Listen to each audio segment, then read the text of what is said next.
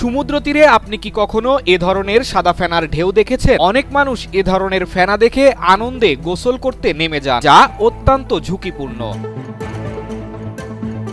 কেননা এগুলো পানির কোনো অংশই নয়। এই সাদা ফেনাকে বলা হয় সি ফোম বা সমুদ্র ফেনা। সমুদ্রের পানিতে যে জৈব পদার্থ থাকে তার ডিকম্পোজিশন বা পচনের মাধ্যমে এই ফেনার তৈরি হয়।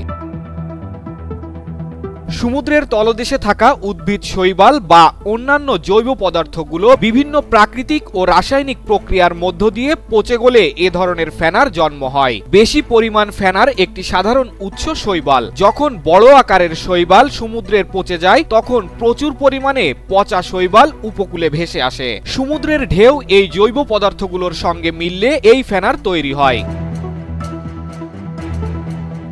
যখন সমুদ্রের ঢেউ তীরে এসে আছড়ে পড়ে তখন বাতাসের সাথে উপরে উঠে আসে ফেনা। এ সময় তা সমগ্র তীরে ছেয়ে ফেলে। দেখতে নিরীহ ও মজার হলেও সব সময় শরীরের জন্য নিরাপদ নয়। সিফোমে গোসল করলে ডার্মাটাইটিস, ফুসকুড়ি, জ্বালা বা চুলকানি হতে পারে। শিল্প বর্জ্য পানিতে মিশে গিয়ে ফেনাকে বিষাক্ত করে তুলতে পারে। এছাড়াও শিল্প কারখানার বর্জ্য ও তেলবাহী জাহাজ থেকে নির্গত তেল ফেনার মাধ্যমে তীরে এসে জমা হয়। এই ফেনার মাধ্যমে তৈরি টক্সিক শরীরের ত্বকের সমস্যা তৈরি করে। কাজেই এই ধরনের ফেনা দেখলেই ছুটে যাওয়া উচিত নয়।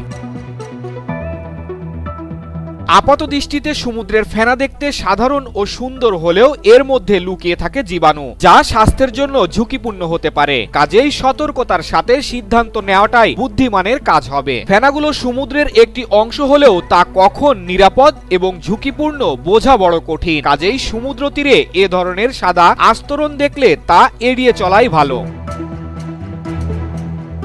উপসাগরীয় উপকূলে কেরেনাবে ব্রিজ ফুল ফুটলে সমুদ্রের ফেনার বুদবুদ ফেটে গিয়ে শৈবাল থেকে নির্গত বিষাক্ত পদার্থ বায়ুতে মিশে যেতে পারে, যা সৈকতে উপস্থিত মানুষদের চোখের ক্ষতি করতে পারে। তবে বেশিরভাগ সমুদ্র ফেনা মানুষের জন্য ক্ষতিকর নয়। এটি একটি উৎপাদনশীল সামুদ্রিক বস্তুতন্ত্রের লক্ষণ। তবে যখন বড় আকারের ক্ষতিকারক শৈবাল উপকূলে পচে যায় তখন মানুষের স্বাস্থ্য ও পরিবেশের প্রভাব পড়তে পারে।